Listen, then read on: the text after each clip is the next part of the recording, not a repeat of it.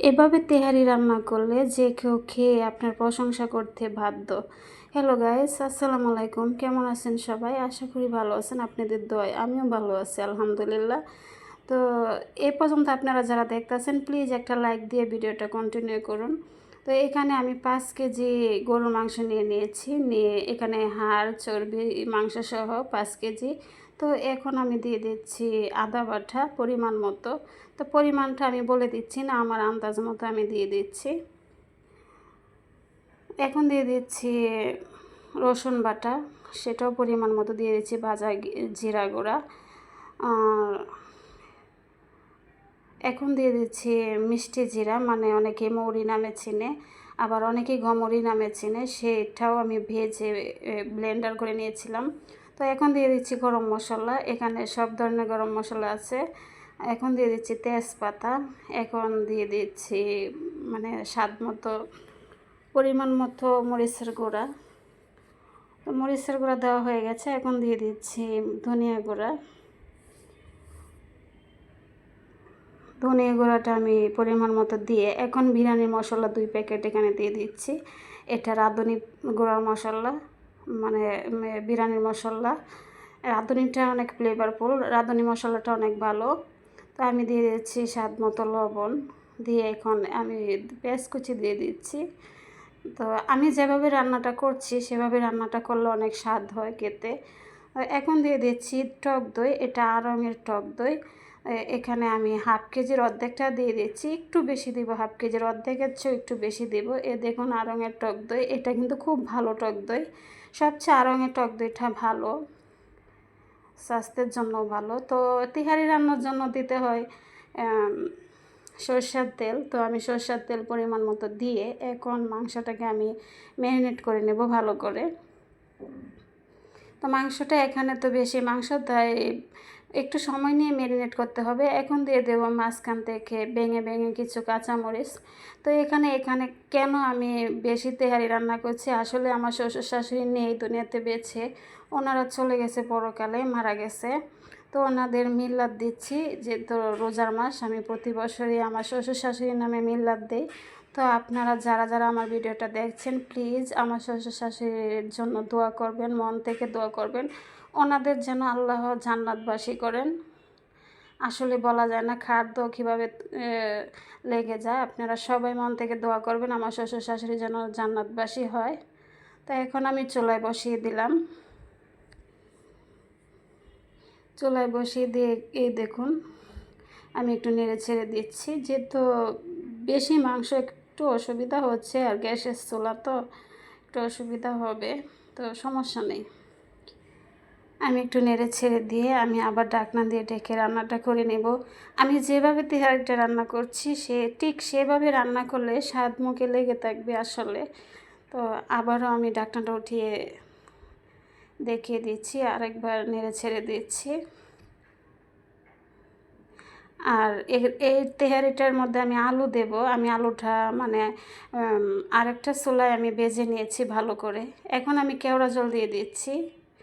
এখানে কেওড়া জলের যে মুখাটা আছে সেই মুখাটা দিয়ে আমি 4 মুখা কেওড়া জল এখানে দিয়ে দিয়েছি।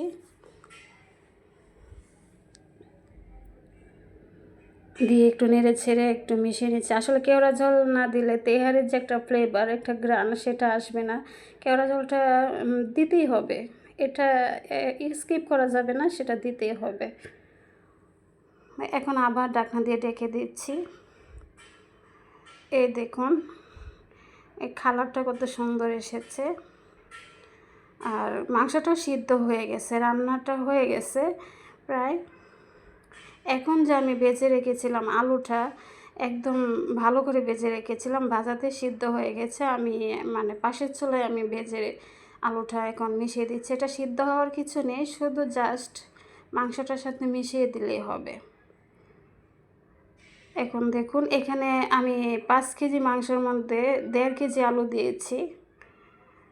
আলুটা তেহারির মধ্যে আলুটা দিলে খুব ভালো লাগে আর কি, মানে আমার কাছে মনে হয়, তাই আমি আলুটা দিয়েছি। আমি তিহারি রান্না করলে আলু দেই, বিরিয়ানিতে না দিলেও চলে, তবে তিহারিতে আলুটা খুব মজা লাগে খেতে।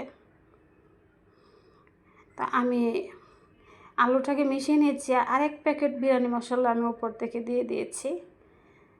দিয়ে আরেকটুখানি নেড়ে ছেড়ে আমি মিশিয়ে নেব। এই শেষে বিরিয়ানি মশলাটা দিলে হয় কি, বিরিয়ানির যে একটা ফ্লেভার, এটা মানে খুব ভালো আসে, ফ্লেভারটা খুব ভালো আসে। সেজন্য আমি সব সময় আমি ম্যারিনেট করার সময় দিই, আবার শেষেও দিয়ে দিই। এতে করে মানে যে বিরিয়ানির বা তেহারির যে আসল স্বাদটা সেটা আসে আর কি। তা দেখতেই পাচ্ছেন আমি সব কয়টা মশলা স্টেপ বাই স্টেপ দিয়ে দিয়েছি।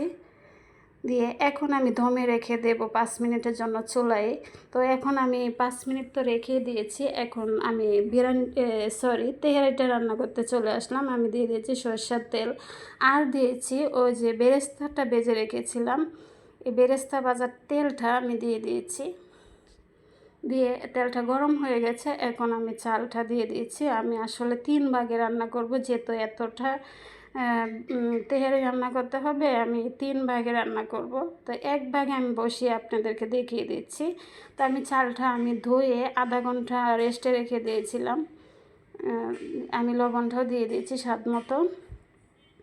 আধা ঘন্টা চালটা ধুয়ে রেস্টে রেখে দিলে হয় কি, তেহারিটা মানে একদম জোরে হয়, লেটকা হয় না, একদম পারফেক্ট হয়।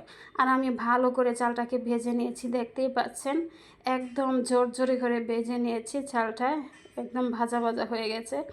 আর তেহারি রান্নাটা স্বাদটা নির্ভর করে ভাজার মধ্যে, আপনি যত সুন্দর করে ভাজতে পারবেন চালটাকে, ততই কিন্তু মানে বিরিয়ানি বলেন তেহারি বলেন পারফেক্ট হবে আর কি। এখন আমি গরম পানি দিয়ে দিচ্ছি পরিমাণ মতো, দিয়ে আমি একটু নেড়ে ছেড়ে দিয়ে ঢাকনা দিয়ে ঢেকে বলক আনিয়ে নেব আর কি। তো এ পর্যন্ত আপনারা যারা ভিডিওটা দেখতেছেন, আমার রান্নাটা যদি আপনাদের কাছে ভালো লেগে থাকে, তাহলে আমার চ্যানেলটা সাবস্ক্রাইব করে লাইক কমেন্ট করে আমার পাশে থাকবেন প্লিজ। আপনারা যদি আমার পাশে থাকেন তাহলে আমি সামনের দিক এগিয়ে যেতে পারবো ইনশাল্লাহ। তো এই দেখুন আমি পানিটা টেনে গেছে, তো উপর থেকে আমি কিছু মাংস দিয়ে দিয়েছি, দিয়ে আবার ঢাকনা দিয়ে দমে রেখে দেব 10 মিনিটের জন্য। তো 10 মিনিট পরে আবার ফিরে আসলাম। এখন এখানে আস্ত কাঁচামরিচ দিয়ে দিচ্ছি উপরে, দিয়ে আমি মাংসটা মানে মিশিয়ে নিচ্ছি। আমি ভালো করে নেড়ে ছেড়ে, যেহেতু বেশি পাতিলটাও বড়, একটু আস্তে আস্তে করে মিশিয়ে নিচ্ছি। তা আপনারা কমেন্টে বলবেন যে আমার তেহারি রান্নাটা কেমন হয়েছে। আর বলেছি তো মাঝখানে বলেছি যে আমার শ্বশুর শাশুড়ি ওনারা মারা গেছেন, ওনাদের জন্য মিলাদ দিয়েছি, তো আপনারা সবাই দোয়া করবেন ওনাদের জন্য। এখন আবার দমে রেখে দেবো 10 মিনিটের জন্য। আবার 10 মিনিট পরে ফিরে আসলাম। এখন কি করব, আরেকটু ফ্লেভার আনার জন্য আমি উপরে বেরেস্তাটা দিয়ে দেব। দেখুন এতে কিন্তু বিরিয়ানির মানে যে স্বাদটা, আসল স্বাদটা কিন্তু বেরেস্তার মধ্যে আছে। তো আমি উপরে বেরেস্তা দিয়ে আবার মিশিয়ে নিচ্ছি। খুবই স্বাদ লাগে কিন্তু এভাবে রান্না করলে, আপনারা রান্না করে খেতে পারেন এভাবে, যদি আপনাদের ভালো লাগে এভাবে রান্না করতে পারেন। তো আরেকটা জিনিস আমি মানে এটা বলতে ভুলে গেছি, মানে দেখাইতে ভুলে গেছি। আমি চালটার মধ্যে আরেক চামচ বলতে ওই যে কেওড়া জলের বোতলের মুক্কাটা দিয়ে আরেক মুক্কা কেওড়া জল আমি চালটার মধ্যে দিয়ে দিয়েছিলাম আর কি। এতে করে বিরিয়ানির ফ্লেভারটা ভালো আসে আর কি। তো দেখুন আমি মিশিয়ে দিচ্ছি, মিশিয়ে আমি আরও 10 মিনিটের মতো আমি চুলায় দমে রেখে দেব। তো